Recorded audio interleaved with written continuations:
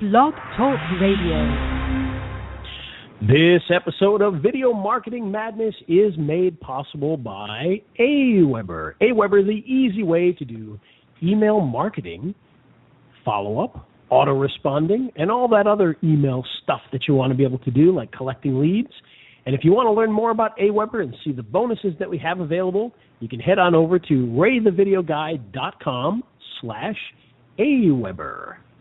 And on today's episode, we have Lee Cole. Lee is the customer retention and acquisition consultant that you want to hear from because he's got some good stuff to say. And we're going to talk a lot about one of my least favorite sites, but not because I don't like it, just because I don't understand it. So this will be good.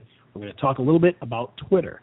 So there you go. Oh, yeah. Okay, well, that'll be good. He's Ray the Video Guy, yeah, Ray the Video Guy. His skill is where it's at, even if he's a little fat. He's filled with video expertise and has so much knowledge that you need. His YouTube ninja tricks can make your marketing so sick. He's Ray the Video Guy, yeah, Ray the Video Guy. It's the online marketing radio show, Video Marketing Madness with Ray the Video Guy, and I'm Steve Sleeper. You can like our Facebook page at facebook.com/Video Marketing Madness. Get plenty of useful tips and news of the week, and if you're not getting the stories in your news feed, your Facebook news feed, just head over there and like a couple of them. They'll pop up. I did put one in there today, a story about how to use Twitter to grow your business. And it was using Twitter videos and responding with videos and stuff like that. So that was pretty cool. And that's, yeah. And then Ray's Facebook Mastermind group is a group/online video marketers. You can get views for your videos and your questions answered. We're typically live. Our new time is Thursday at 2 o'clock, but we're Eastern. Special edition. Yeah, special edition at 3 o'clock. Ray had a conflict. But if you're listening, let's see, Thursday at, wait a minute, 4 p.m. Eastern. Okay, so I'm all mixed up on time. 4 p.m. Eastern on Thursday, the 9th of April. Then you can join the conversation at 818-369-1423. And Ray's video marketing tip of the week is coming up at the end of the show. Lee Cole is our guest. Hi, Lee. How are y'all doing? Oh, good. Ray, I think after the Ray the Video Guy jingle, it might take a while to recover. That was so cool. When we get off, you have to tell me how I can get my own little jingle. Oh, well, I'll tell you right now. Yep. Well, please do. Fiverr. Sweet. That entire jingle cost me a whole $5, and the guy wrote the song as well, so. I was just loving that Ray the Video Guy and the ninja tricks and all that stuff, and I was thinking, doggone it, I wish I had a jingle like that. That is just too cool. So yeah, Ray, it's amazing what you can get on Fiverr, isn't it? Oh, I love Fiverr. Fiverr is just like, it's like crack for internet marketers. I mean, seriously, you can put together a whole business on Fiverr. Maybe we should do another program. I have. Yeah, me too. When I first got started in internet marketing and wasn't making any money, one of the things that I did, and I actually released a product about it, was I kind of put together a way to sell product on Fiverr, but get the people that buy off of Fiverr and into my mailing list. And so what I was doing was I was selling things like pre-made graphics packages. So literally for $5, all I was doing was sending them a link. Right. I didn't have to do any work, or I'd sell them ebooks and things like that because, you didn't want to do anything that took more than 10 seconds to do or it wasn't worth the money. But, sure. We were making, back then at least a few $100s a month off of it, $300 to $500 a month. Hey, it's worth it to build an email list, Oh, absolutely. And just the extra money was kind of cool because I wasn't making money online at the time any other way. So I love it. That is a really cool idea. And had you put that together with Twitter, just think where you would be now. Now, okay, I've got to know this because I got a little secret that I will, tell in just a second, but you said Twitter was your least favorite, something pejorative. Well, and honestly, I didn't mean to say it that way. I think the word is least understood would have been the better. Well, and we need to save that for after News of the Week, because that'll be compelling. Because I used to use Twitter a lot. Yes, and I don't anymore. Yeah. So I'm just keeping you boys on task. Okay? All right. Well, let's hit the news of the week.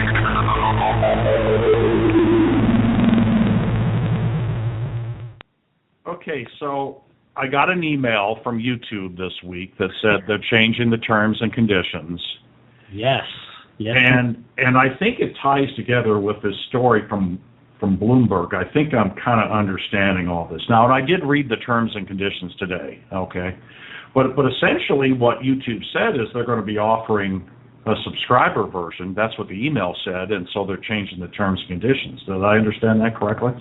They are, and I'll be completely honest and tell you, I've had that emailed to me, pop up on my YouTube screen and everything else, and I've only barely looked at it. But they are apparently adding a subscriber service, and as far as I understand it, YouTube as it exists is not going to change. Basically, this is going to be another option, kind of like when you buy an app for your smartphone and you have the ad version for free and the ad-free version for $5, that kind of a thing. And I believe that's kind of what they're doing here with this. But again, I haven't really read it yet, and a lot of people have been speculating what this actually means. But as far as I understand it, I believe that's what it's. And I think based on this story I've got from Bloomberg, they're offering a subscriber version of YouTube this year, letting viewers see millions of videos without having to sit through ads, and it's going to put them in competition with Netflix and Hulu. I'm just right. I'm just grabbing out. I'm just top lining.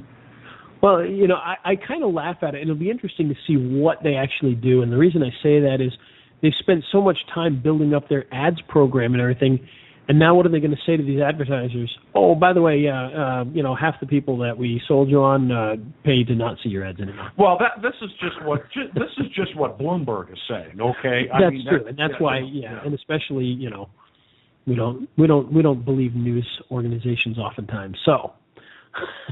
Yeah, they spent hundreds of millions of dollars of YouTube on talent and production facilities to boost original content.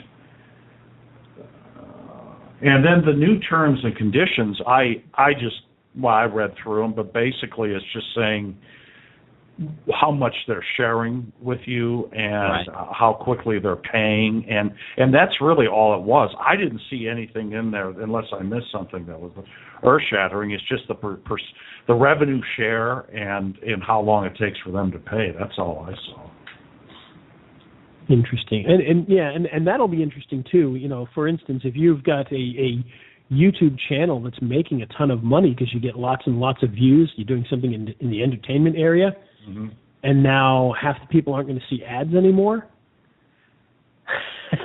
Yeah, that's going to be very interesting. That could be a problem, but I'm assuming that these new monetization revenues, as they call it in the terms, I'm assuming they're going to be giving percentages of the monthly fees to those people that do certain numbers as well, I would guess. But well, and just because Bloomberg took a guess, that doesn't, that could that may not be correct. Right in there, it says subscription revenues. YouTube will pay 55% of the total net revenues recognized by YouTube from subscription fees that are attributable to the monthly views or watch time of your content as a percentage of the monthly views or watch time of all or a subset of participating content in the relevant subscription offering. So there you go. Yeah, that's where my eyes started to water over, was that last part there. But anyhow.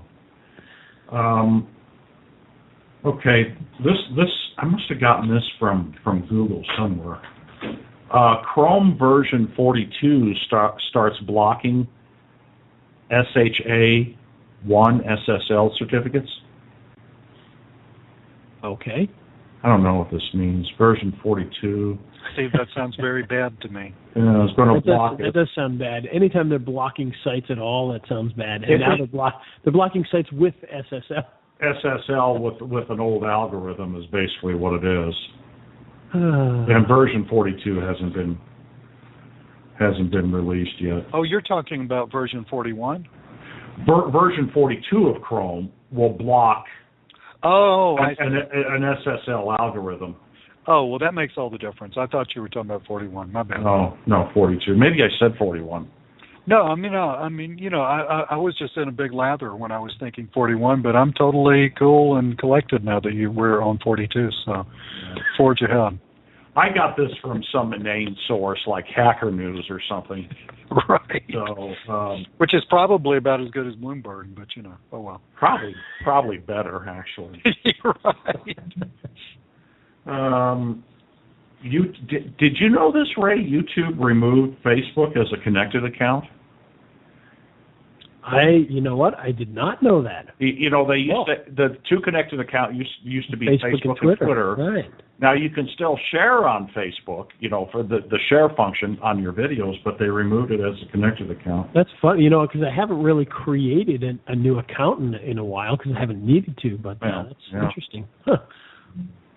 Yeah, and I got my Twitter connected, so anytime I like a video, it shows up on my Twitter. Well, and of course, for anybody concerned about this that's putting the noose around their neck as we speak over this, you can still use IFTTT to do the same thing. So, that's right. Which doesn't matter. Which I do, yeah. Get that noose off yourself.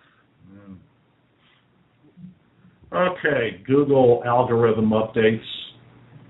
And this is from Search Engine Watch. The last one was from Real SEO. And the one, I don't know where I got it from, Hacker News, I guess, but I think it's real. I printed it out. It must be true. Okay. This is from Search Engine Watch. Erin Everhart is an attractive girl. She wrote this. Google algorithm updates. Of course, April 21st, Google's going to officially start counting mobile-friendly factors as part of its mobile ranking algorithm. Yes, that really is a big deal. It's also a big opportunity for those of us that provide services, but that's a big deal. There are so many sites that do not have a mobile-friendly version, and you know, they might be doing well today, but if you're a plumber and you're on page one and you got an old site, you might be in trouble come the 21st. Yep. So. And then it's going to be cleaning up its doorway algorithm, and I wanted to find out exactly what doorways are, so I went to the Webmaster blog, the Google Webmaster blog. Their doorway pages are created solely for search engines, they're created solely to rank, you know, for the search engines. Right. They can harm the quality of the user's search experience. So here are the questions that you need to ask about doorway pages. Is the purpose to optimize for search engines and funnel visitors into actual usable or relevant pages on your site, or are they an integral part of your site's user experience? Yeah. Okay, so did you build them for you, or did you build them for the viewer? Okay. Are the pages intended to rank on generic terms, yet the content presented on the page is very specific? Do the pages duplicate useful aggregations of items, locations, products, etc., that already exist on the site for the purpose of capturing more search traffic? Are these pages made solely for drawing affiliate traffic and sending users along without creating unique value in content or functionality? So essentially what it comes down to is the stuff they try to ban on AdWords, they're trying to ban from page one of Google. Yeah, that's a good point. Yeah. And do these pages exist as an island? And I'm willing to bet that, you know, it's not specifically mentioned there, but that probably goes the same for squeeze pages. You know, is this site just to collect leads? Then you're going to be hammered. Yeah. Yeah, and AdWords, I mean, they haven't allowed squeeze pages in how long?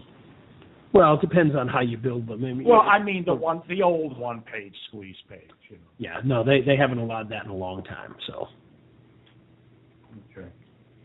This is from what, eMarketer? Yes.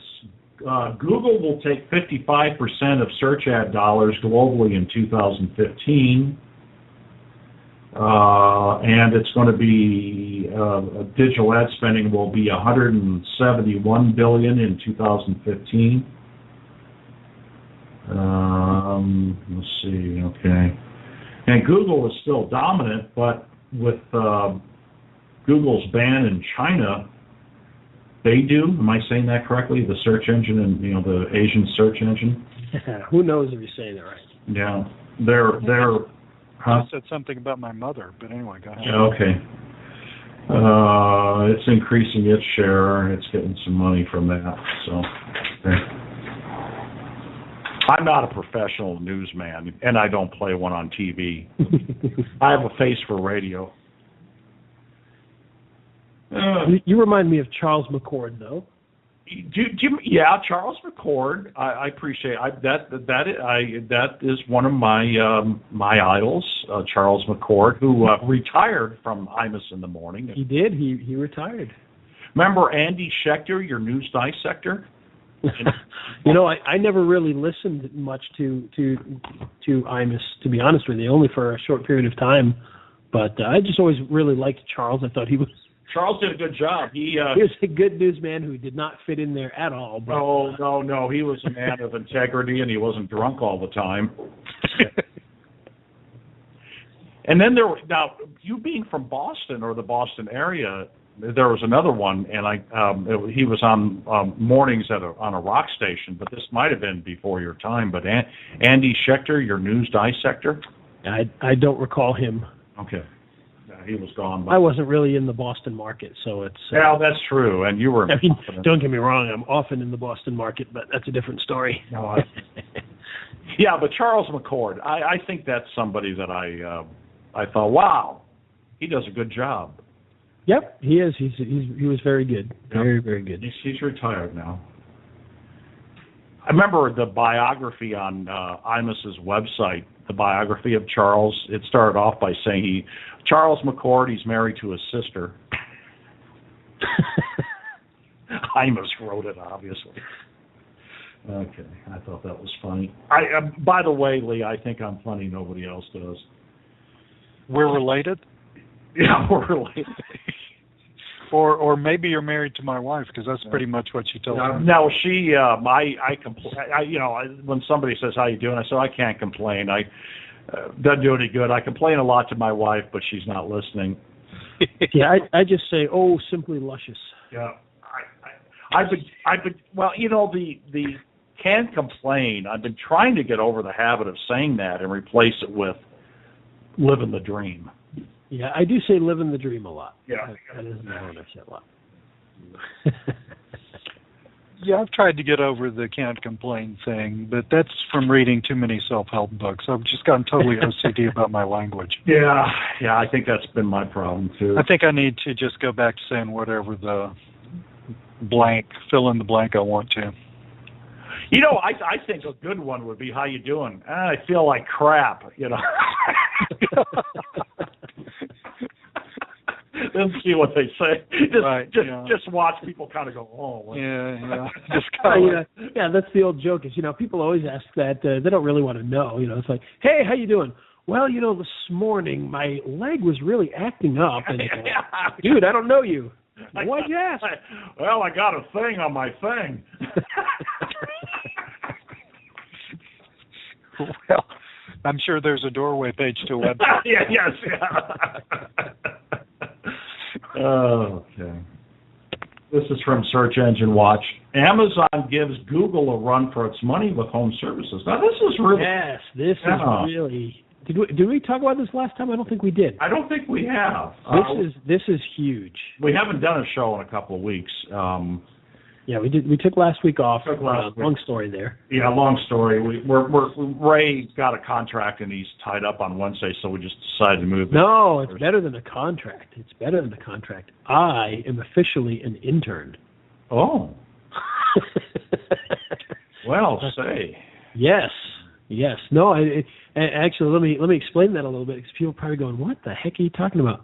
No, in my ever-growing fantasy of being a super high-end podcaster, I've actually met up with a high-end podcasting company, and I'm actually going to spend Wednesdays in there learning from them on not only how they actually do the sound quality and the calls and all that kind of stuff so that we can improve podcasting, but I'm going to learn a lot about their network that they do for podcasting, because they do a whole bunch of shows and the scheduling and all that. So it's going to be very interesting. I'm not sure how long I'll do it, but it just happens to fall on Wednesdays. So can you tell us the name of it? Because I've heard of them. Can you tell us? It's the SureDog Radio Network. Yeah, I've heard of them. It's mostly sports. Mostly sports. And you said that they during the March Madness, some weekends they were feeding out 70 hours of programming a week. No, not. Well, I said that during March Madness, but it wasn't because of March Madness. It was during UFC fight. Wow, that was it. Okay. And see, the reason I don't remember a lot of this, Lee, is because he's talking to me about this as he's trying to get through the gate where you pay. And he was supposed to get his ticket authorized, but he lost this ticket. And so the conversation started off rather nice with Blaze. I'm sorry, I forgot my ticket. I don't know what I did. And all of a sudden I'm hearing, "You should be ashamed of yourself. You need to go home and repent." So how did you go from ticket to repent? Well, because... Oh, well, it was... Okay, go ahead. I did. I lost the ticket. No big deal, and I knew I'd have to pay dearly for it, and I didn't mind that. But, so they were like, yeah, it's, I'd been there for an hour, and they were like, oh, it's $13.50. And I'm like, ugh. So I paid it. I didn't even complain about having to pay it, because it was my own fault, Well, then they left me sitting there blocking traffic, and she leaves the box, and there's all these people lined up behind me trying to get out. I'm trying to get out, and she goes away for like 8 minutes. And then she comes back, and she does something, and she talks to somebody else. Somebody else comes out to the box.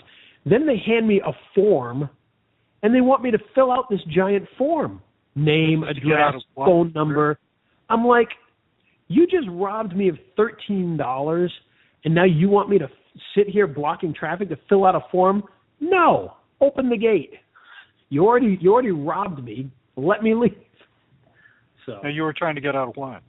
Just out of a parking lot. He gave her the money. I mean, I don't. All I hear, he sets the phone down and I don't hear anything for a few minutes, and I'm wondering, well, should I hang up? And all of a sudden I hear, "You should be ashamed of yourself." So you got into this, as you would call it, a kerfluffle. Yeah. Getting out of the parking lot. Just getting out of the parking lot, yes. This was all caused by moving to California, I'm sure. Yes. Because that would never... And like I said, this all happened after I paid the ransom fee. Yeah. We don't do stuff like that in Georgia. Well, unfortunately, I've been in a few places where they do that, and it doesn't seem too different back in Rhode Island or anywhere else that I've been. So, did they do that in Utah? Oh yeah, at certain places. The airport. Oh yeah. The airport. That's right. Yeah, I've had that happen at the Omaha airport. Yeah. You make sure you don't lose that. I don't know how I lost the ticket either. I put it in my pocket as I walked into the building, and it just wasn't there. So, anyway, I'm sure people are very excited by all this. Okay, so anyhow, Amazon. I don't know how we got off on that, but Amazon has launched a new marketplace for local service providers that will rival search competitors like Google and Yelp. The new addition, Amazon Home Services, will help users find services ranging from housekeeping to home maintenance. Amazon plans to vet service providers by making Amazon Home an invite-only marketplace, and the company plans to check each provider's background before extending an invitation. Unlike Yelp or Google, Amazon's going to offer a happiness guarantee and make sure And make sure reviews come from real customers. It sounds to me more like it's a competitor to Angie's List than it does Yelp. Yeah, that's what I was going to say, because it's invite only. I wonder if they get the happiness guarantee from Colorado. Ha! I don't know. Wow, man. I'm just thinking here. I heard that pot out there in Colorado was pretty potent, though. A buddy of mine went out there, and he was with two other buddies, and they split up a candy bar, and they're all old guys, and they ended up like sleeping all afternoon. That's sick. I don't even drink, so you know. I don't drink. Me neither. I'm probably the dullest person on the planet. I'm with you, brother. I used to be a lot more exciting. I get drunk and make a lot of bad decisions, and I just well, yeah, the two kind of go together. I've never been the exciting guy in the room, sadly. I was at one time. At least I thought I was. Right. Well, that kind of goes back to your take on jokes, I think. Yeah. Well, you know, and my daughter will say, you know, you're not even funny, and I say, I don't care. It makes me laugh. So. Oh my God, you've got a daughter. I've got one too. It's all about me. I got two daughters. I got a 35-year-old and an 18-year-old. I got a 16-year-old. Oh. I have a 9-year-old. Don't worry, Ray. You'll get yours. Yeah, she'll be a teenager before you know it. I know. Sad but true. I turned 60 in 2 months, but that's okay. I've got the maturity of a 15-year-old boy. So there you That's go. scary. I'm not sure why I'm turning 60. I'm so glad you said Well, that. I think it has to do with you being born 60 years ago, but I could be wrong. Yeah, but I don't, you know, I'm still an immature idiot, and you know, I'm hip. Well, haven't you seen the Facebook meme? If you haven't grown up by age 50, you don't have to. That's right. Right, because you're going to die anyway. I finally figured that out. Yeah. You know, I mean, it's like, okay, because I'm 57. I'm on the downhill slide here. Wow, Yeah. you guys are old. Yeah. Which don't words, feel right? old. Can I say on this program? Yeah, well, I'm just messing. we stay away from the F word. Okay, because I was seriously considering it at that moment. But And I don't think we've ever said the S word. Now, I've said pissed off and smart. Right. I bet. Right, okay.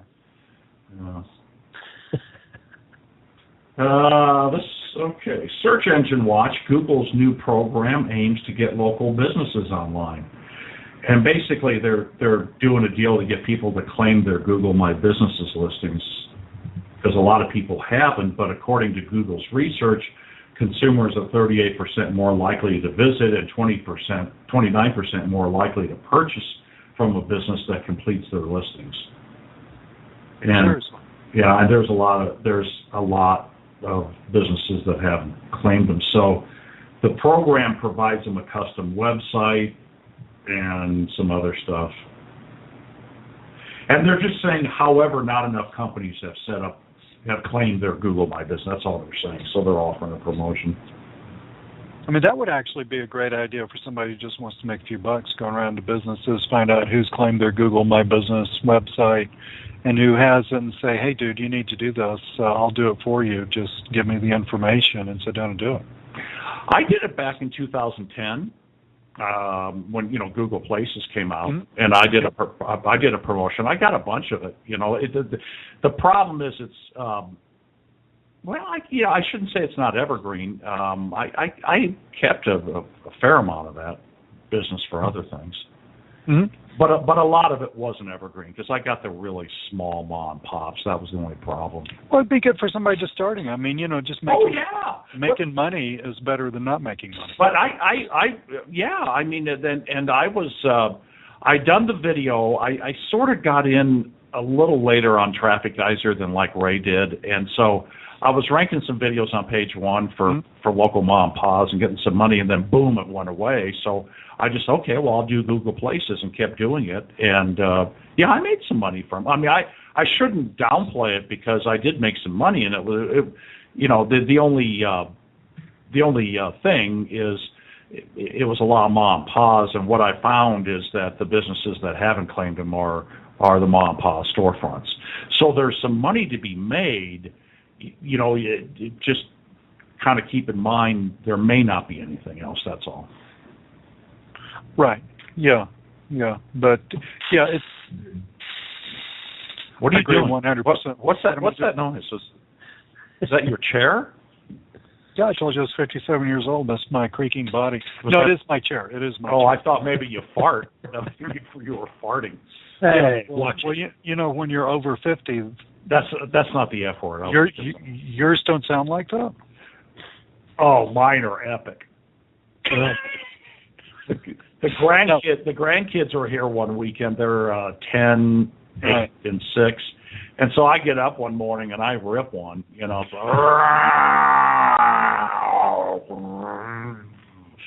And they all start laughing, and then the oldest one comes in. Grandpa, you okay? Yeah, that's pretty funny. No, that wasn't what that was. My office chair is probably circa 1920s office chair, wooden chair, so it's a little breaky. Cool. Nice. I finally replaced my chair. My chair was about it was a cheap computer chair from 10 years ago, 15 years ago. Yeah. And one of the wheels has been broken for about 8 of the years. And in the move, I broke another of the wheels. Oh, no. So I finally had to go and get a new chair. So. That's good. Hey, how does the move go? You Not bad. You unpacked? Seems like every time we're done, then more boxes come out. More boxes show. They just magically appear, you know. Hey, you got any news? Nah, let's get on to the good stuff. Okay, all right. And now for something completely different. Yes, and now for something completely different. We've got our special guest for today, which is, you know him, you love him. It is Lee Cole. And Lee is here to talk to us about a site that I specifically, kind of incorrectly said I don't like. It's not that I don't like it, it's that I don't understand it. And that site is, of course, Twitter.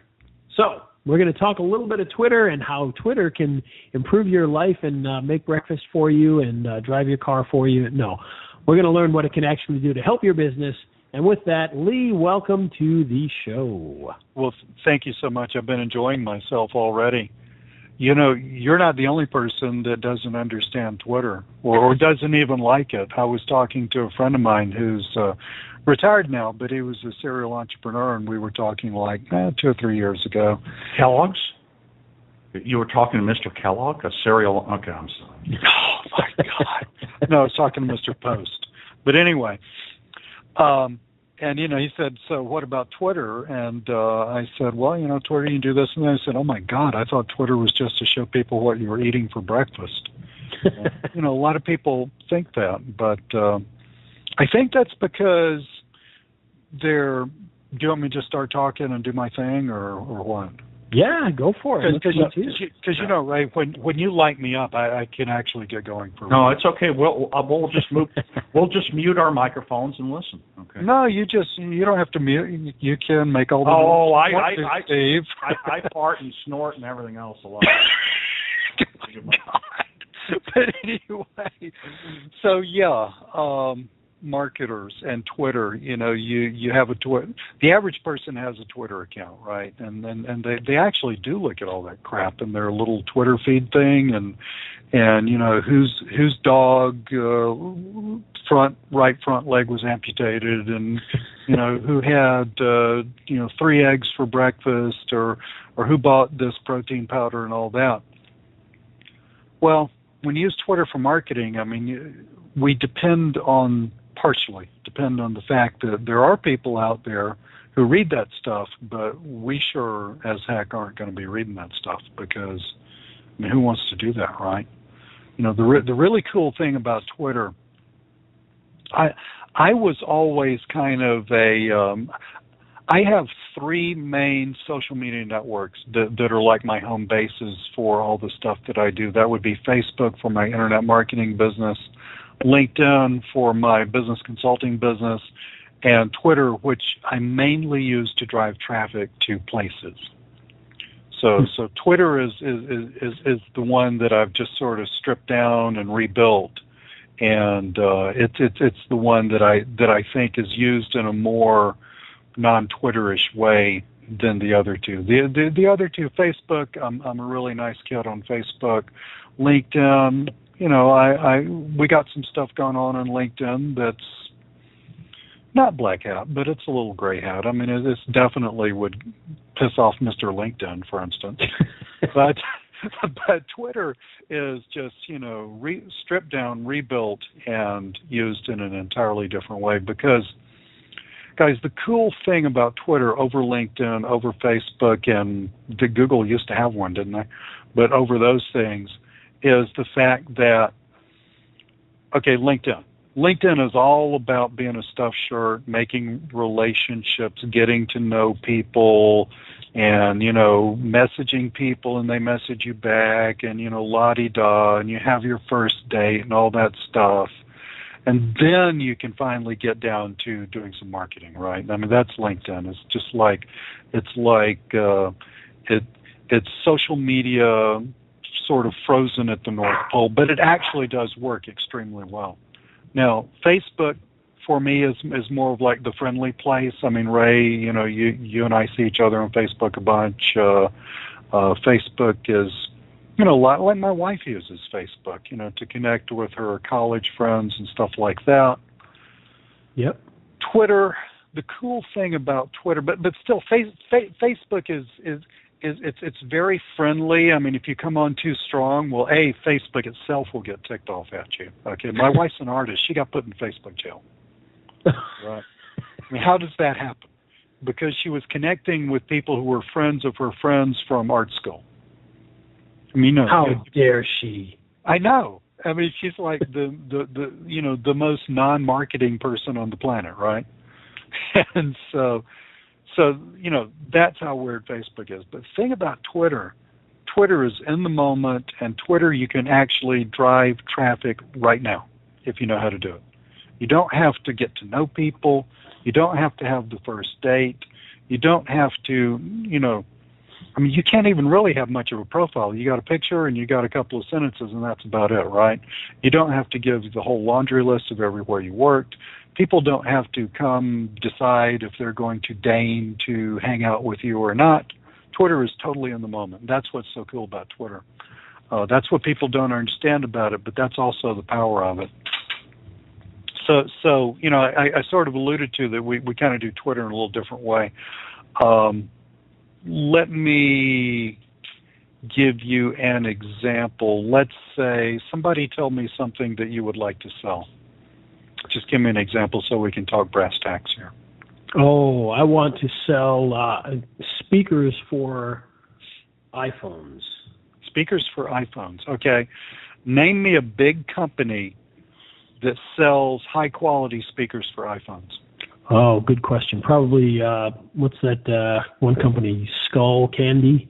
Probably does. Yeah. I mean, they make headphones, but they probably... Yeah, their headphones cost like 4 times as much as anybody else's and all that stuff. Sure. And actually, Beats, I think Beats makes a couple of those types of Beats, Dr. Dre, and all that stuff. Yeah. You are 60, Dr. Dre, yes. So...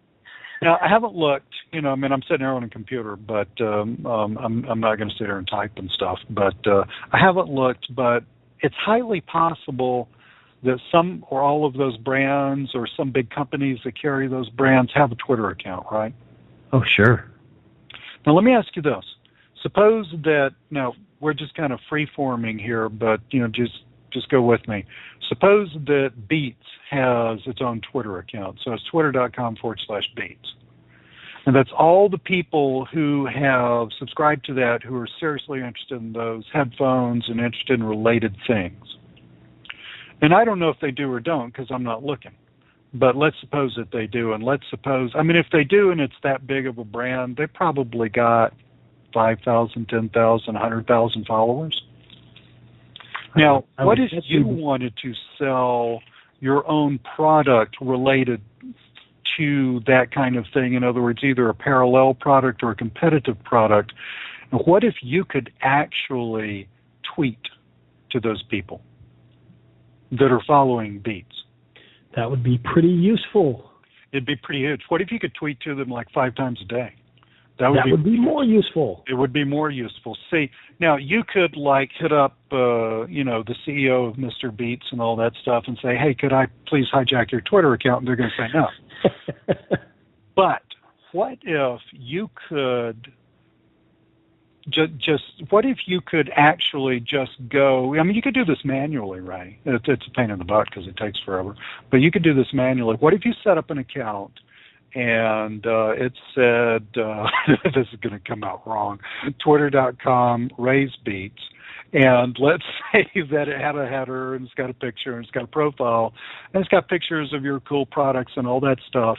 And what if you could just go over to Beats and you could start following their followers, because we found out statistically that if you follow followers, 50 to 70% of them will end up following you back.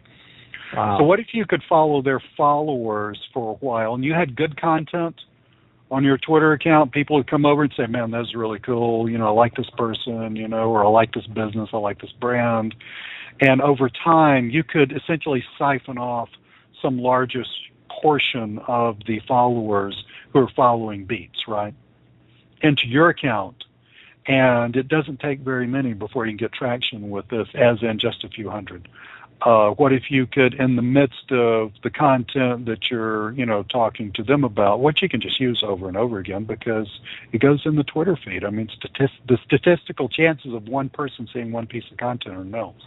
So what if you could do that and then salt and pepper marketing messages in the mix so that it wasn't all just marketing, so there were links out to cool stuff, pictures of people wearing your headphones, with dreadlocks and all kinds of stuff. And what if you could do all that? Over time, do you see how you could build an extremely targeted Twitter account that would probably end up making you a ton of money? That would be quite feasible, I would think. It's very feasible, and we do it a lot. So we do this with affiliate marketing. We do this with CPA marketing. We do this, for our own products, my partners and I who create software. I do this for my blog. We find high quality, high profile accounts that are extremely related to what we're trying to sell, what we're trying to get traffic to, et cetera, et cetera. We essentially clone those and then we market to them, and it works like a champ. Nice. And best of all, we don't do any of the work because we got software that does it for us. Yeah, we like all that kind of stuff. Anytime we can make things easier on ourselves, that is a good quality thing to have. I was on a webinar. We were talking about, we call this our Twitter envy method. I was on a webinar the other day, and one of my partners and I were doing it, and, somebody in the chat was saying, well, how long does it take? I mean, can you really do this? And blah, blah, blah. And so I took one of my new accounts, and this account was only a few days old. It had I've forgotten how many followers, low hundreds of followers. This was all done through software. And while my partner was talking, I go over to ClickBank, I grab an offer, I, put it through Pretty Links real fast so I can just track it, and I just pop it in there. And then, I tell my partner, I said, okay, if you could give me screen control back, I want to show everybody something. So I got this new account. Here's the new account, brand new. It's in this niche. Go over to ClickBank, get an offer. Run it through Pretty Links. I think I sent something like 44 clicks to that sales page. I mean, within a few minutes. Nice. So I mean, see that right there is the power of Twitter over LinkedIn. Now, I'm not hating on LinkedIn. I get a massive amount out of LinkedIn, and Facebook is where I hang out with people like you and Steve. Now that I know you, if you're on Facebook, we'll be friends and like each other's stuff and all that stuff. But none of that is in the moment like Twitter is. I agree, and I'll tell you what sold me on that portion of it. And again, like I said, I'm not a huge Twitter person, but I do use Twitter quite a bit. I don't want people to misunderstand it. In fact, when we did a webinar this morning, when I put out a message about it, I saw people retweeting, hey, this webinar is going to be going on. Mm-hmm. So I know the power of it, and especially the way you're using it, which is similar to the way that I use it. when I say I don't understand Twitter, I don't understand the people that sit on Twitter all day long and, I don't either, but thank God they do. Exactly, right? And some of them have credit cards. Nice. Well, and Ray's tired of hearing this story, but I was. He's going to hear it again. He hears it. He hears it every week. But I was a bank marketing consultant for a lot of years, and you were? I was. Whoa. And I still call on banks a little bit, but back in the heyday before the crash, and so this was right after Twitter came out, and before the crash, I became friends with a bunch of bank marketers, okay? Both people that worked at banks and people on the vendor side. And I drove a lot of traffic to my blog doing that. Just talking about, and my blog was really kind of just me talking about what I was doing. It wasn't any big deal. I mean, there were some folks out there, and they still write blogs, like research people that would write these really, really good blogs and really cutting edge. And, I was kind of talking about what I had, the equivalent of what I had for breakfast, just, what was going on and what I saw going on in the banking world. And it was fairly pedestrian. And I got a lot of views. I got a lot of interaction. I got a lot of people making wise ass comments, on my blog, and that's kind of what I wanted them to do. I mean, it's sure you want the interaction. Yeah, I got a lot of interaction, and then the crash happened, and then so that account is still there, and those people are still there, but I just don't work it. I had to end up doing some other things, and so I don't work it like I used to. However, it worked, I mean, I didn't take it probably where I needed to take it, but it worked. It did what I wanted it to.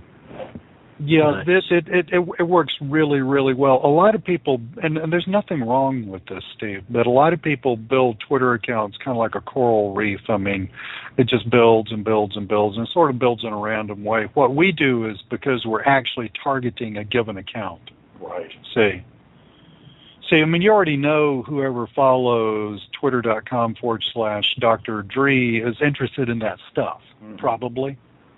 Mm-hmm. Or at least 80% of them are. Well, and that's kind of what I did, Yeah. I mean, and except I had to do it manually, which was a lot of work, Oh, it is a ton of work, yeah.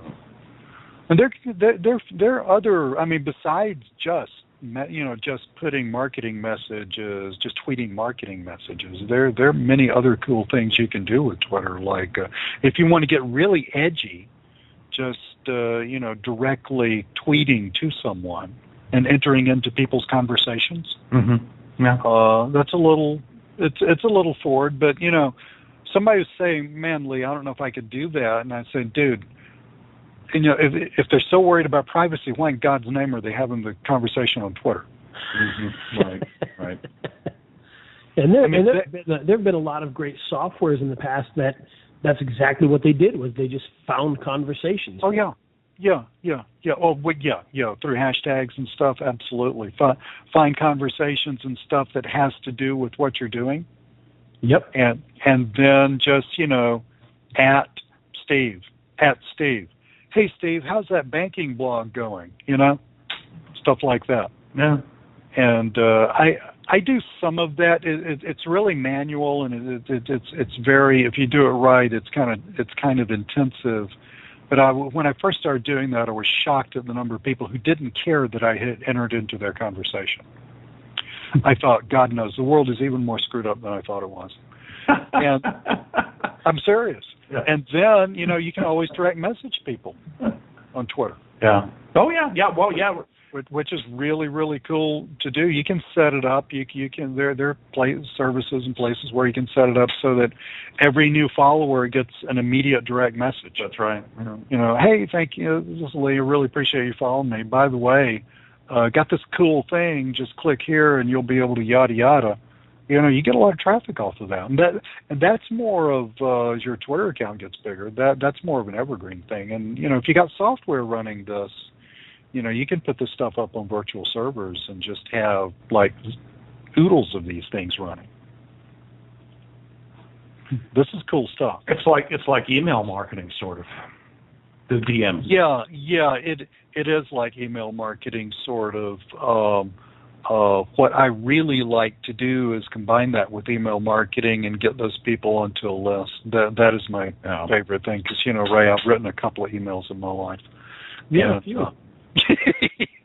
like every day. And I mean, that is like the golden opportunity, is to move people over to a list where you don't have to, because it removes some of the randomness of what's happening on Twitter when you get them on the list, and you can actually just, send them more stuff. If you have a little higher end, like a CRM or something, instead of just, plain vanilla AWeber get response. I'm not hating on them. I got them too, but you can have a little more intelligent moving of people from this campaign to that campaign according to what decisions they made and stuff like that. But this Twitter thing can be a great immediate traffic engine to send people to squeeze pages, just send like you were doing, Steve. Just send people to your blog, get traffic, put them on a squeeze page. It's pretty fast how this will happen, and with that tweak of focusing on large, I guess you might call them authority accounts, because you already know why those people are there, right? By and large, you can really target your new Twitter account so that it's not just a mishmash of people coming from your blog, coming from YouTube, coming from here, there, and wherever, and they all might be interested in just kind of sort of the stuff you do. Maybe you can target it so that they're seriously interested in a very, very narrow bandwidth of a given niche. Nice. Do you do anything with the Twitter video? You said Twitter video at the beginning of the thing, and I live with 3x5 cards, and I do have a Google Calendar, but mainly I write stuff down on 3x5 cards and keep a little collection of them with me. That's how old I am. I'm as old as yours. Yeah, you're old. I know. But no, I don't. But the Twitter video went down on a 3x5 card as soon as you said Twitter video, because I can easily see some stuff. Yeah, and the only reason I even asked is Social Media Examiner had an article on it today, and I posted it on our fan page. And they're really espousing using that, replying to people, having conversations using video. Yeah, I think that's a cool idea, and I think just working that into what you do would be really cool. And when I ask the question Twitter video, I'm actually telling you more than I know, because I've never used it. I mean, I don't even know where the videos are. I mean, are the videos on YouTube? Hold on. Let me find the article. What it does is it puts basically they're getting into it in a similar way that Facebook did. They want to kind of be another outlet for that. Yeah. And so it shows up, it pops up in that little drop down underneath your post is the way I believe it works with that. So get started. So you actually upload it to Twitter? I believe so. I believe it's actually inside of Twitter itself. Twitter video is fairly straightforward. You can either record a new video from your smartphone, or if you have an iPhone, you can upload a video you've already taken. On your phone, open the Twitter app, start a new tweet, and touch the picture icon. Next, touch the camera icon, and switch your camera to video. You have 30 seconds to capture the video. Okay. So it's a little short video, kind of like an Instagram video. Yeah. Yeah, kind of like a Vine or whatever. I like it. I like that idea a lot. Okay, we can stop the show now. Can I pay y'all so that this never sees the light of day? Because I'm like, next call is to one of my business partners. Yeah, I just saw that today. In another story, I just realized that I forgot to talk about in News of the Week. Did you know YP.com? You can hail Uber from YP.com now. They got a little function in there. I know it's really? Totally off track, but I don't want to save the story till next week. Yeah. Well, I like Uber. I think it's cool. Yeah. Let's see what that story says. Hold on. I'm always all over the place, by the way.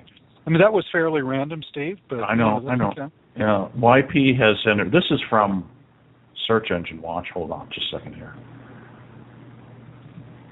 Well, Come on. News of the week.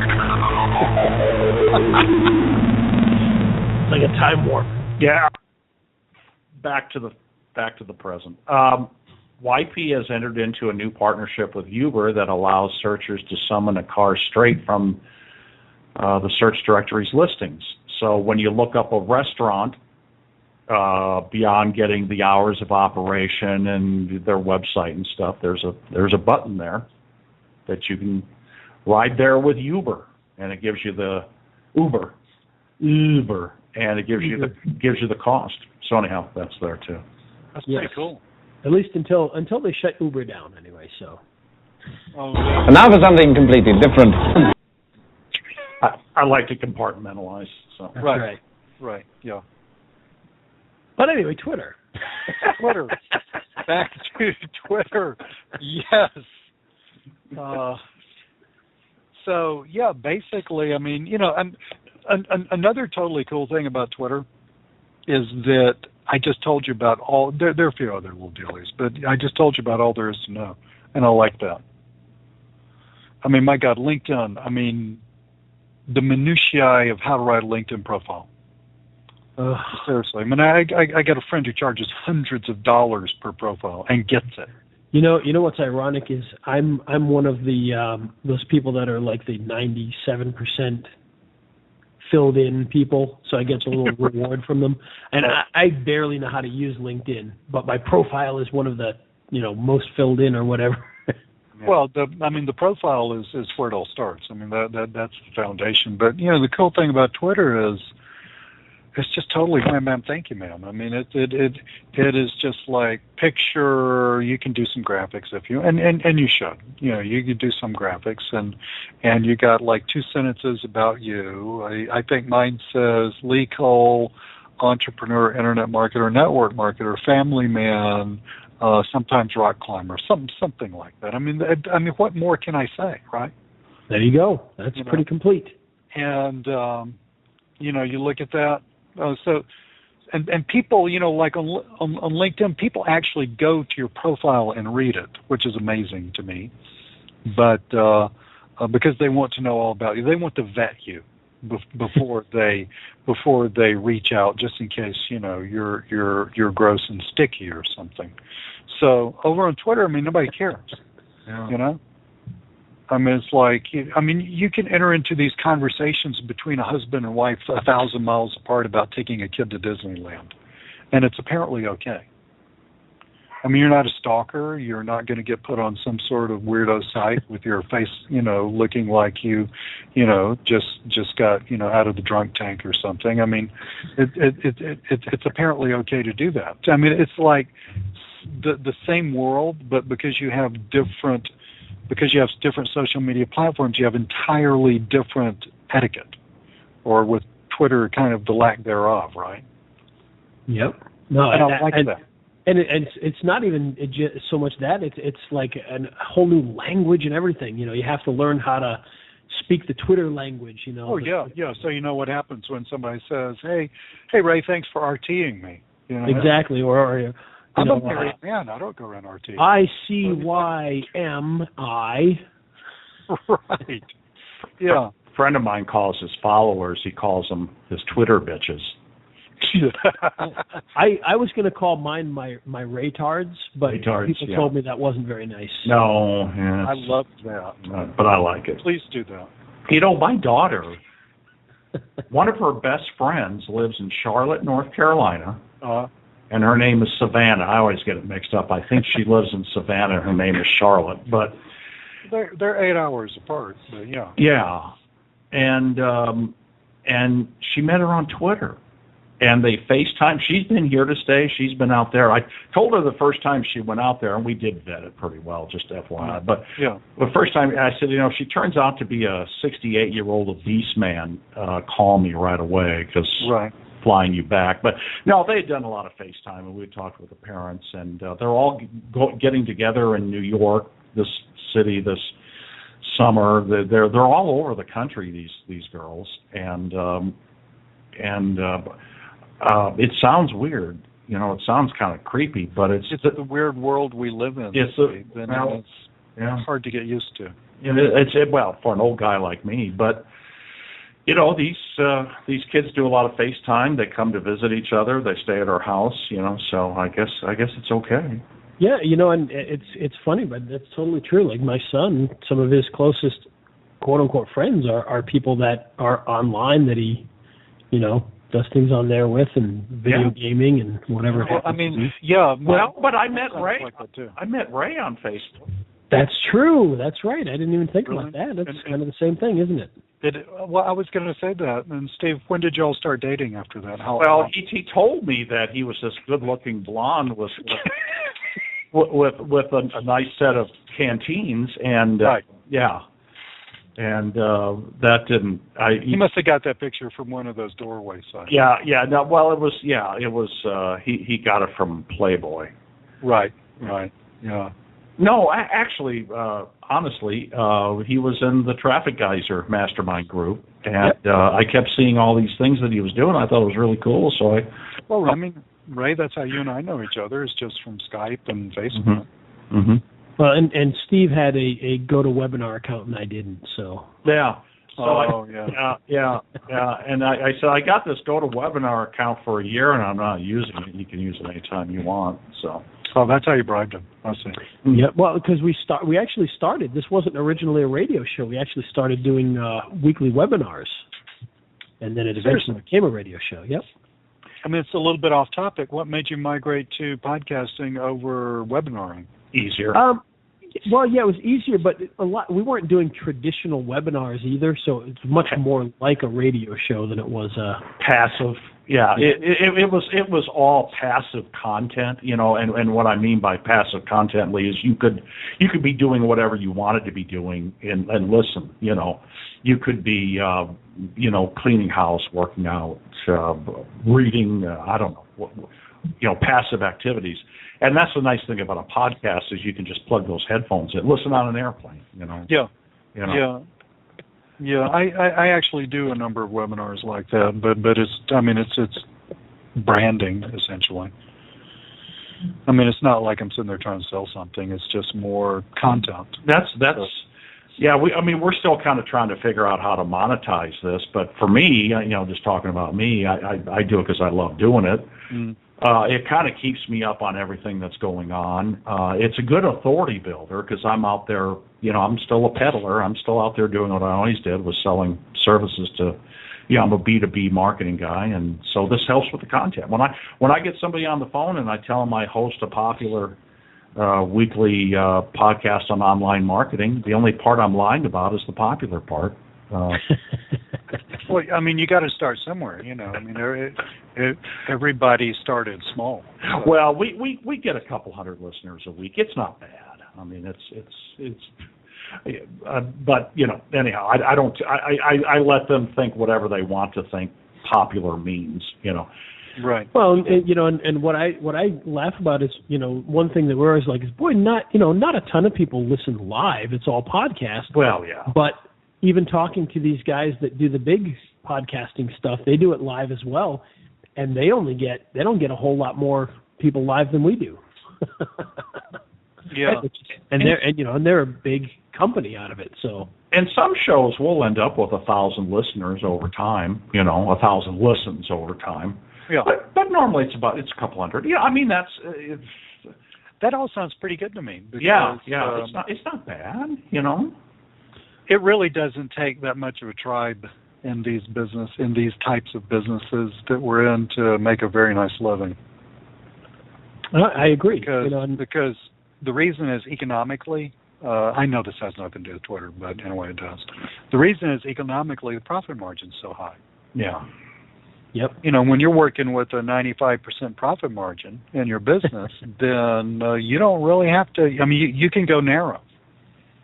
You know, you don't really have to be everything to everybody. You don't have to sell a ton of stuff. And No. I mean, compared to, well, I mean, without mentioning numbers, I was talking to a guy one time who was, this is a couple of years ago, he's owned a business, and, you know, he said, what do you do? And I said, well, I own a business. And he said, well, you know, what are your gross revenues? And I told him, and he kind of sneered. And I said, well, I got a 94% profit margin. And I walked away, and he was looking at me, and I know what he was thinking. He was thinking, damn. What? That SOB makes more money than I do. Well, I'm thinking about the direct mail days. I'd oh yeah. I had a lot of a handful of $300,000 to $500,000 a year clients. Minimally, they were $100,000. But you had to buy paper and stamps, and right. It was a very high overhead business, albeit we weren't even in the manufacturing part. And when I say high overhead business, everything was buyout. But compared to this, geez, I mean, it's high overhead. Buying out direct mail is high overhead. Yeah, I'm like really an evangelist for this whole new economy, new way, globalization, digital nomadism. I mean, I don't go anywhere because I'm married and all that. Oh well, but anyway, I hope my wife doesn't ever hear this. But I'm basically in the doghouse. But no, I mean, in all seriousness, I'm a huge evangelist for that because, Ray, I don't know how old you are. I don't really even need to know. But Steve told me. But Steve, 15. Not how old you are. He's 15. Well, he acts 15. But anyway, Steve, you're 40. You're 41, right? Too. Yes. Close. Yes, That's I close. am. 42. 41. Yeah. 41. Well, you're almost 57, right? It's close. It's close. Yeah, it's getting close. It's a hell of a lot closer. Well, to I tell you what, 36 cells. give it 16 more years. Yeah.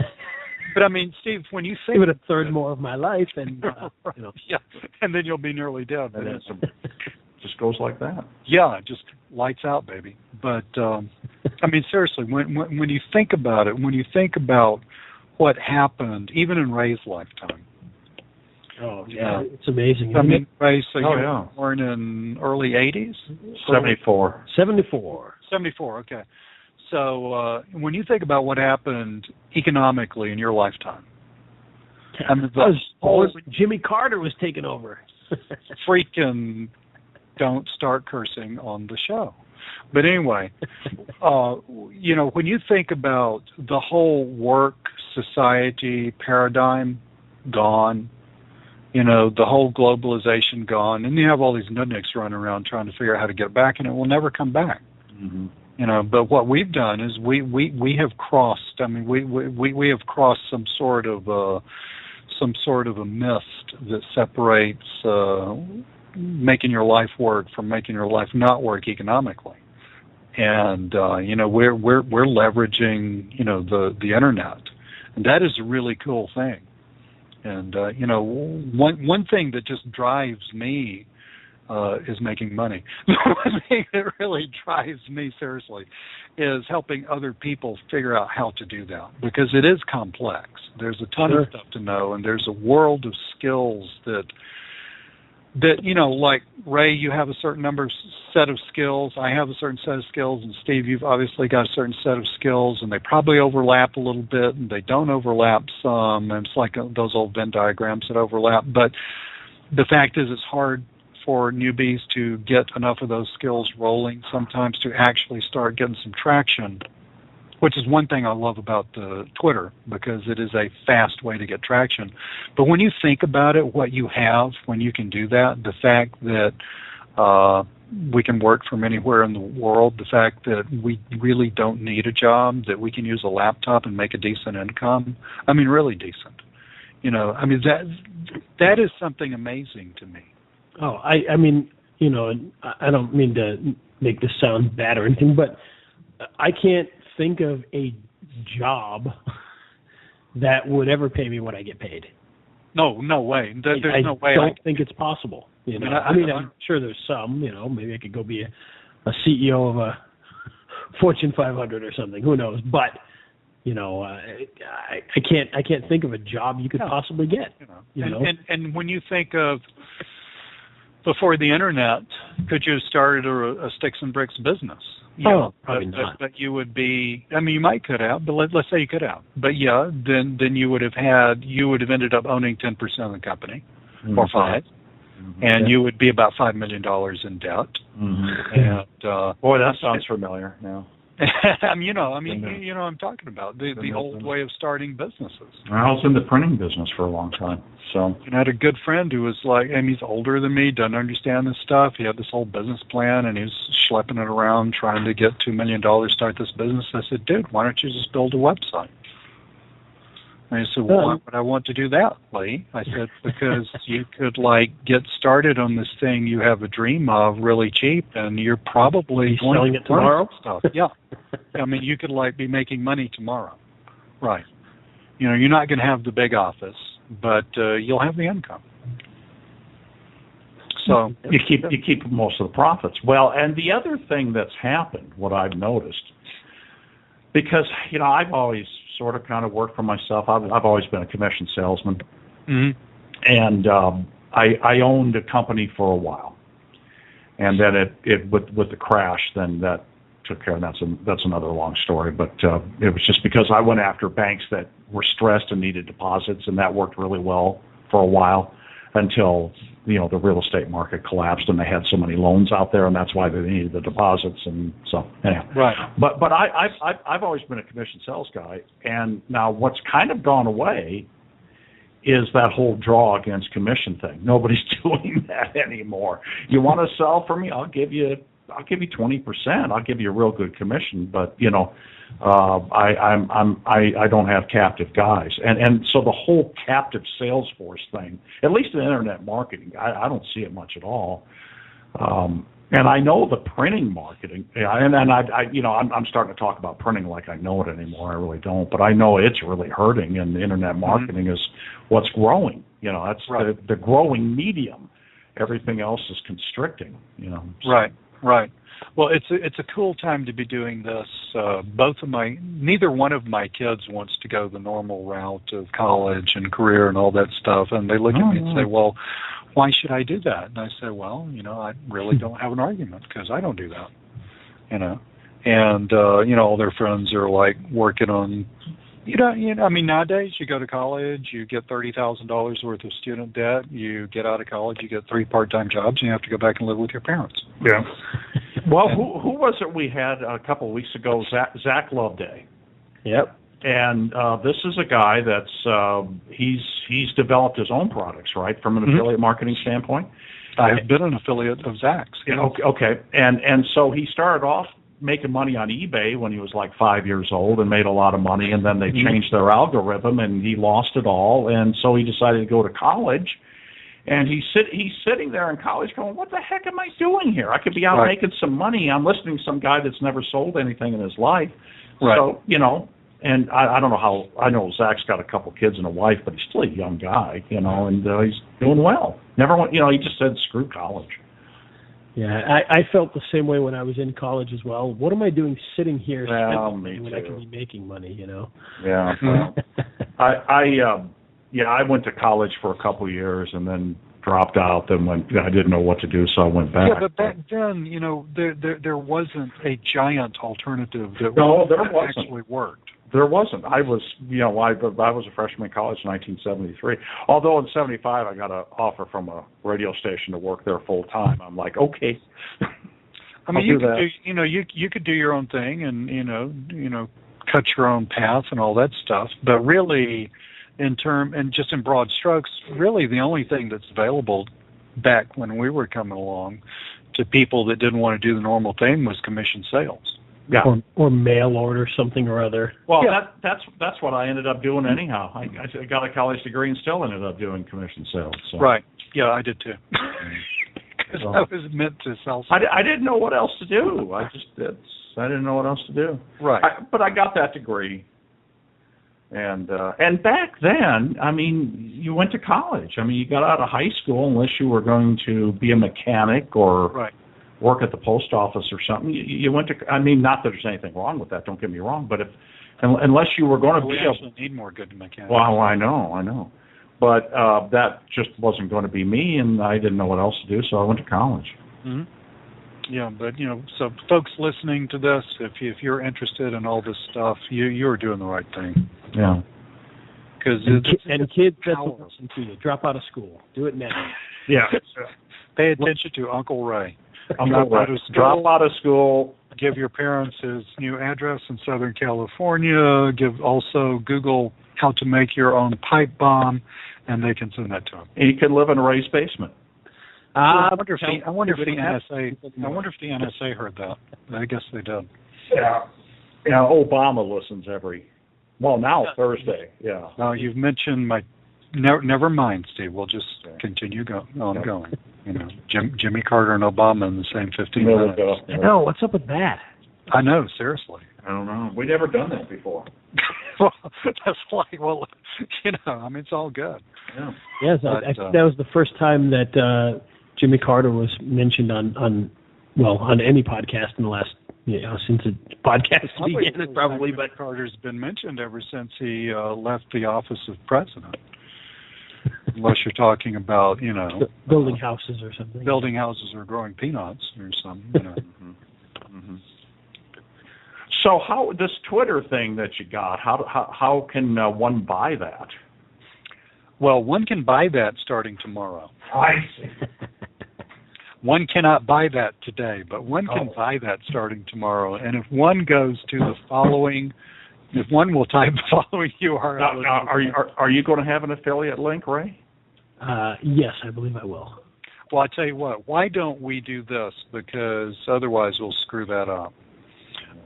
Ray, why don't we let you handle the we'll put it in the show notes. The part that one needs to do in order to do that, because you can't do anything today anyway because there's no buy button up on the page. We will put it in the show notes and let people know. Yeah, well, just send me your affiliate link. I'll put it in the show notes tomorrow. And but Ray, you'll be sending out emails on it. You'll be you'll put it in the mastermind group, on the fan page, on your Facebook page, on your Twitter, all that. Put it on a billboard. I'll hire a few planes to fly by with it on the tail. Yeah. Yeah. There you go. Fun stuff. Yeah. So, and basically this is a way, what you're coming out with tomorrow is a way to market with Twitter.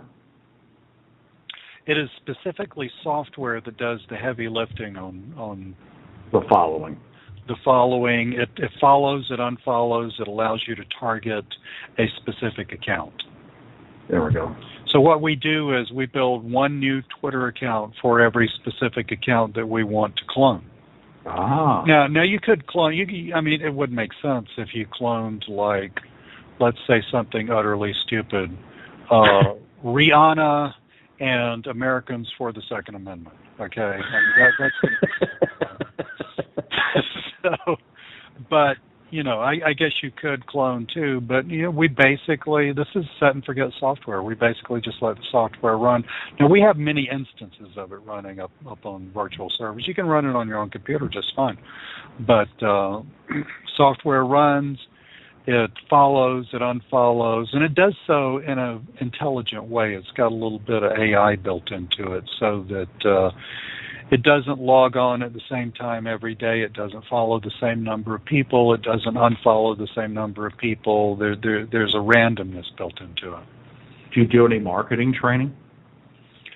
We have marketing training in the pipeline of the software. So once you buy the software, if you want to know actually more details about how to use it, then you can buy marketing training, and we have 2 levels of marketing training which you can buy. So that's the OTO? That is the OTO. OTO. That is the OTO. There are actually 2 OTOs. Okay. They say that in Nebraska, but anyway. There are 2 OTOs. One is a series of done-for-you tweets for a lot of for a lot of business consulting type niches, because that's generally who we sell to, and further marketing training. And then the next OTO is some really, really in-depth marketing training that's just honestly got some really killer stuff associated with it. It's the kind of stuff that when you listen to it, you think, oh my God. And it works. See the thing, I get a little frustrated with people that buy. Look, everybody listening to this, go buy all of this. Okay. So now that I've said that, and what's the basic cost, and then each OTO? Oto. I have no idea. Oh. The basic cost is we have a basic and a pro version of the software. The pro version, the main difference between the pro version and the basic is the pro will follow more people per day, although you have to be careful with that on new accounts. You want to use the software judiciously. Now, we do have some breaks in the software where we slow it down. So we're not going to let you hurt yourself too bad, but if you seriously want to just be stupid, you can be stupid with it. The worst thing that's going to happen is you get your Twitter account banned, okay, which is not the end of the world, because you can go with Fiverr, spend $5 and buy 25 more Twitter accounts. Mm-hmm. So that's not that big of a deal. The pro version compared to the basic version, the pro version has a continuous mode. So I like that because I don't want to have to think about it. Mm-hmm. It's set and forget. You pick out the authority account that you want to clone. You put in the login details of the account, that you're, getting these followers over to. You click the Go Follow button. You check the continuous mode, and the software, in a somewhat random fashion, does the same thing every day. It logs in, it follows X number of followers. So let's say if you set it to follow 30 followers a day. So it's going to follow, I've forgotten the exact numbers, but it's going to follow anywhere from about 25 to 35, okay, in a random fashion. And it's not going to follow them at the same time every day. I mean, it looks very, very human the way it ends up working. It's also going to unfollow people, because with Twitter, when you get up around a couple of thousand followers, 1,500, couple of thousand followers, then if there's too much of a disparity, too much of a difference between your followers, people following you and people that you're following, then Twitter won't let you follow anybody else. Right. So the software also sort of goes through every day and cleans out your unfollowers, and it just starts with the oldest unfollowers first and gets rid of a few of them. So it sort of, in aggregate, builds its way out to where over time you're following people who are following you, which is really what you want. That's a healthy Twitter account. Mm-hmm. So the basic version is $12. The pro version is $16. Oh. We try to make software that's priced for the newbie market, frankly, because our goal is to get people into.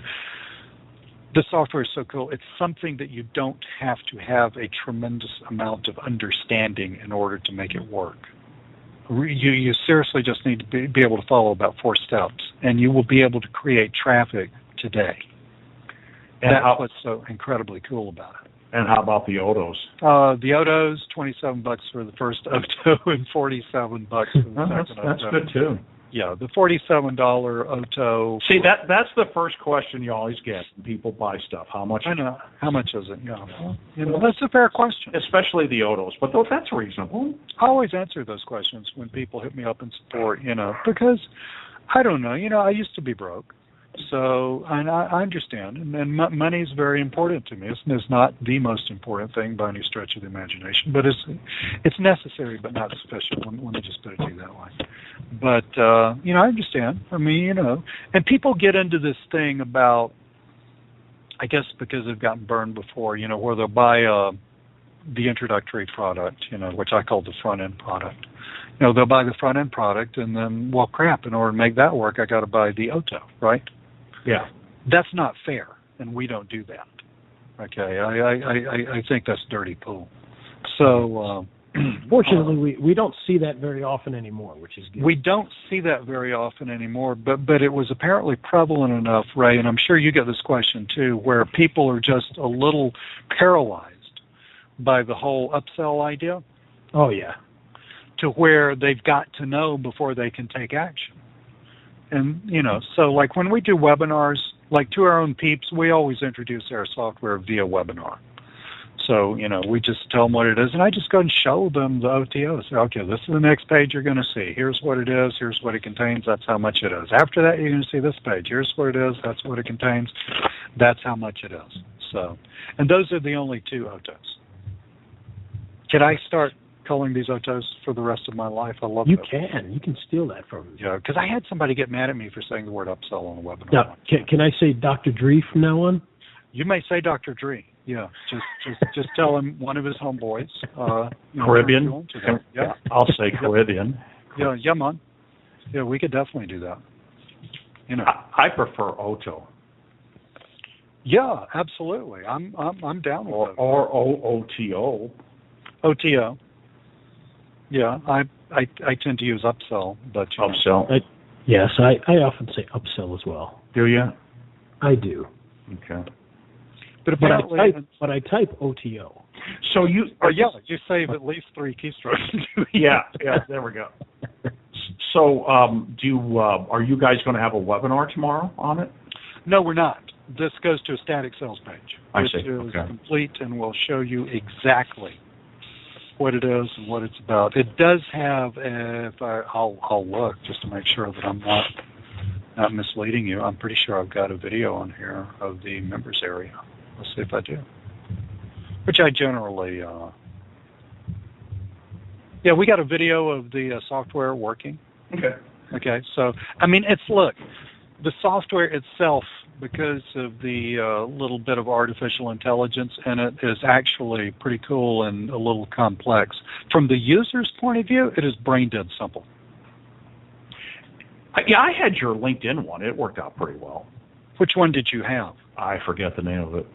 LinkedIn Hero? I don't know. Okay. It was the one where I would follow people, and I think that was you. Was it Auto Engage? Yeah. Yes, that's it. I was trying to remember the name. It's Auto Engage. Yeah. Auto Engage is like the sickest piece of software on the planet. I mean, the way we create software, me and Gloria and Mike, is we sit around and we think about what we do, because we all are extreme social media freaks, okay? What do we do manually, and how could we make that faster? So it's all based on what works. Auto Engage, I've actually had to quit using Auto Engage so much, guys, because every time, if I go over to LinkedIn, like right now, I've got 80 messages to deal with. Just people, thank you for liking this, thank you for doing that, thank you for doing that, wow, let me know how things are going. I mean, this is good stuff for a business person, right? It's just that if I use Auto Engage every day, I get overwhelmed with stuff to do. Yeah. That's how powerful that software is. This Twitter Envy software, it's not as complex as Auto Engage. It's not expensive either. It's not as complex, but for what it does, but then Twitter is not as complex as LinkedIn. Yeah, well, true. So, let me ask a little bit about the marketing training. Would that train a guy on how to do affiliate offers using Twitter? Absolutely. See, absolutely. That's very cool. Say, Steve, let me just make this super simple for you, okay? What is let's just break it down here, okay? What's a big clickbait thing? Muscle building, okay? Muscle building's big. Burn the fat, feed the burn the fat stuff.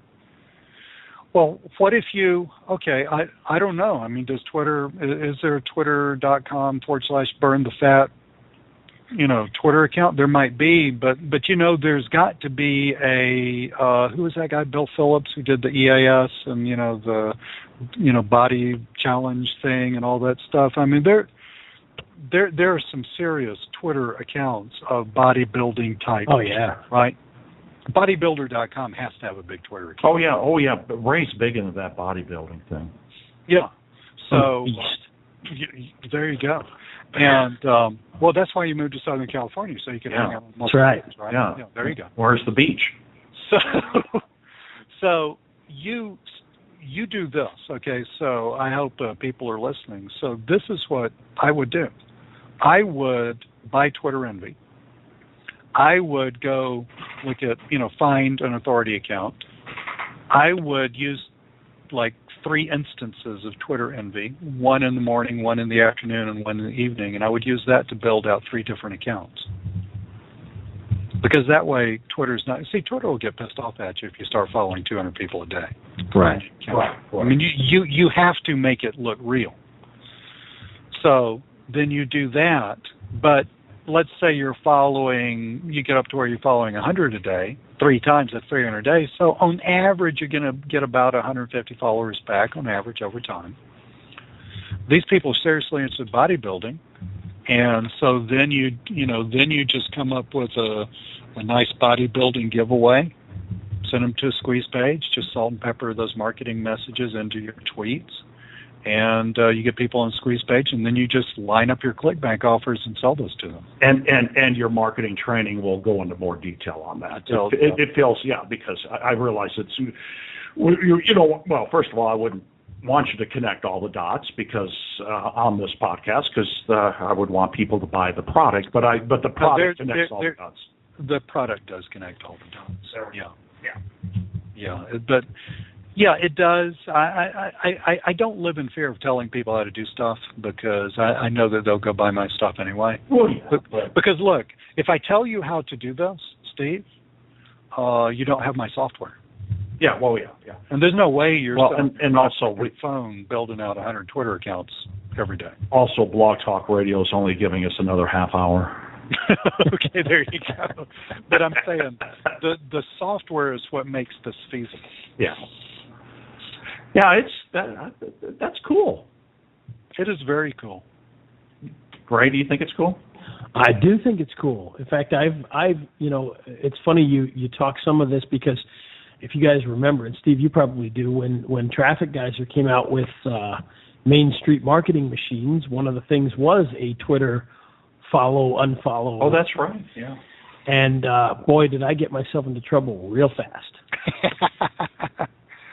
Yeah, we try to put brakes on our stuff because we know some people are just going to load it up and not think and go, have a brand new account and go follow 500 people. Oh, I woke up on day one after running it all night long with like 2,000 followers. And then the whole account was shut down about an hour later. So surely, yeah, no, I mean people can do that, but our stuff you need to, it goes into it, but it runs once a day, so a little patience is required. But at least you're probably not going to get your account banned. You can get your account banned.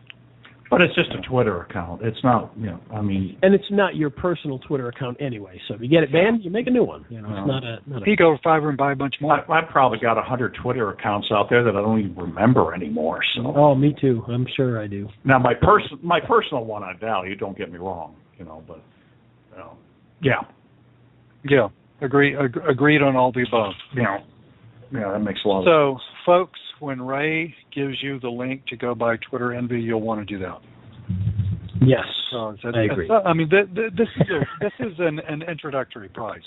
Seriously, we tend to sell our stuff at introductory prices for very shortish amounts of time, pull them off the market and jack up the price, and then sell a bunch more. Then rape people.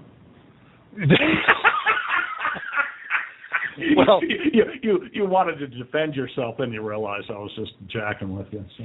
No, I didn't want to defend myself. I just had to make sure that I heard you right. I mean, you know how it is. You hear something totally from left field. I'm always pulling people's chain. I figured that. I figure they're always going to do that to me. Although when somebody pulls my chain back, I have to do the same thing you did, Lee. I got to think for a second. Oh, okay. That person's a chain puller. Yeah. Okay. Be very careful with them. Yeah. Yeah, don't mention anything like doorway pages, or they'll start thinking about Swedish websites. Yeah, absolutely. Russian mobs running hijacked Swedish websites, So that's the all about it, guys. Yeah. Well, Lee? No, that's pretty darn cool stuff. Like I said, I understand the power of Twitter, and although I haven't been very vigilant on Twitter, I do post a lot of stuff to it. And I know it's one of those places I really need to get more into, and I think this is a great start for that. So, yeah. Guys, give me your email addresses, and I won't. Other people listening to this, I will not do this for anybody else. But give me your email addresses after we're done. I'll hit you up with a comp account. Oh, All right. Sweet. nice. Yeah, Ray, you do video stuff. I mean, this would be like if you wanted to get some real traffic of real people to a video channel, where the channel's optimized, where the channel's about a certain topic. And so you go out and find some Twitter accounts about that certain topic, and then you build out some clone accounts, and you start dropping your YouTube videos into there. It's a traffic machine. Nice. Well, that's good because we love traffic. There you go. Real traffic. Real traffic. Excellent. No, that's what we love, and that's the one thing that people I think fall on more times than anything else is they can create great sites, they can do all these things, but they don't know how to get the traffic, and any way that automates that and makes it easier is certainly going to be a big help. So I'll go for traffic in a crappy site over no traffic in a Yeah. there you go. Yeah. Yeah. Back in the direct mail days, we'd go for crappy creative if we had a good list. There you go. I mean, if people want to buy, they're going to buy. I mean, if they can read, they can see what it's about, and they buy. You don't need to have little jiggly things that come in from the side and jiggle. Unless her name is Shirley. All right. There you go. Hey, Ray, you got a tip of the week? Her name could be I do have a tip of the week. All right. Well, let's do that. And now, tip of the week with Ray, the video guy. Yes, and today's tip of the week actually is kind of falls in line pretty well with this, because aside from what Lee's talking about with the Twitter accounts and creating them and getting new people, we all need to manage our social media, and quite frankly, it takes a lot of work. I remember talking to a guy who his job was he redid cabinets and countertops, and we were discussing social media. Yeah, I know I've got to do social media, and I was telling him all the things that are involved. He's like, how would I ever work on my business if I'm doing this all day? And he's totally right. It's a lot of work, or potentially it's a lot of work. And so we need to be able to schedule all that. And the tip of the week today is a new product that is still in its invite-only stage, but I want to get you guys taking a look at it, and it's called Edgar, a unique name, Edgar, and it manages your social media accounts and scheduling, and you can check it out at meetedgar.com, and you can go there and try and get an invitation, and hopefully they will let you in at some point in time to take a look at this nice little software. Now, it is going to be a paid product, but you can get yourself in there early and check it out. So that's at meetedgar.com. Okay. And there you go. Cool. Very cool. Oh, that's. But now, whose dog is that? It's my puppy. Lee's dog agrees. It is agrees. He likes my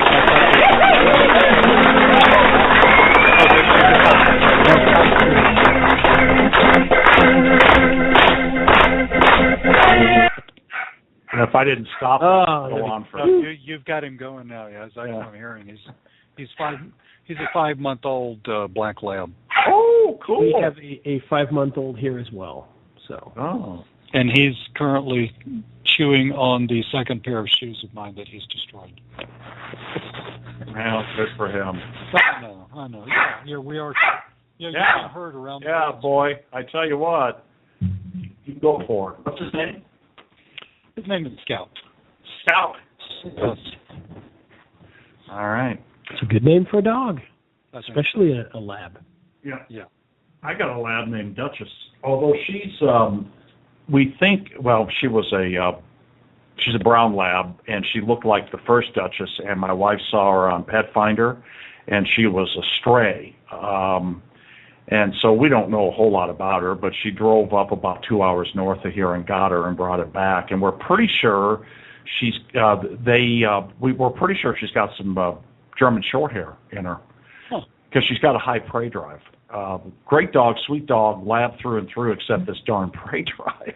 I mean, you could not take her hunting because she'd eat the duck.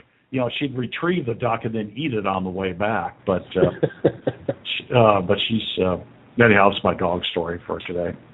Prey drive, that's interesting. I was sitting here thinking maybe that was some sort of part in a She's a minister. automatic transmission for Mercedes-Benz or something. Yeah.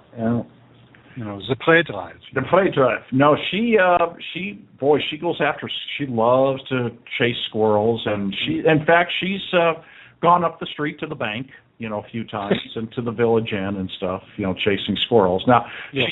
she's 7 years old now, so she's calmed down quite a bit. But she's like this chocolate lab with a real high prey drive. It's weird. That's interesting. Well, I don't know if Scout has a prey drive or not. Chocolate labs typically don't. He has a shoe drive. He has a shoe drive. Shoe drive, yeah. That's just yep. That's right. Shoe drive. He also has a chew drive. He's in the puppy biting phase, Well, this too shall pass. But I thought iOmega discontinued the prey drive. I don't know.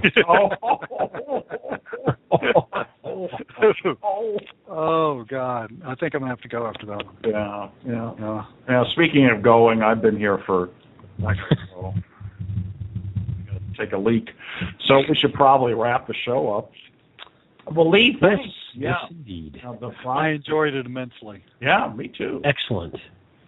We knew somebody eventually would. Twitter, finally, somebody likes the show. We've been doing the show for almost 2 years. Right. And it is, no, go ahead. You finally found one warped human being who... Yes, one warped human being. There you go. Yeah. It's the Online Marketing Radio Show, Video Marketing Madness with Ray the Video Guy, and I'm Steve Sleeper. Our guest today has been Lee Cole, whose new product is Twitter Envy. It's a way to market stuff with Twitter. And today's show made possible by... AWeber, the easy way to do email marketing, newsletters, lead capture, and all that other fun emailing stuff. And you can check it out and learn more about our bonuses by heading on over to raythevideoguy.com/AWeber. And you can like our Facebook page at facebook.com/Video Marketing Madness. Get plenty of useful tips and news of the week. And Ray's Facebook Mastermind group is Groups/Online Video Marketers. Get views for your videos and questions answered. Indeed. Okay, guys, thanks. Let's do the jingle to end it up. Let's do it. Okay, here we go. He's Ray the Video Guy, yeah, Ray the Video Guy. His skill is where it's at, even if he's a little fat. He's filled with video expertise and has so much knowledge that you need. His YouTube ninja tricks can make your marketing so sick. He's Ray the Video Guy, yeah, Ray the Video Guy.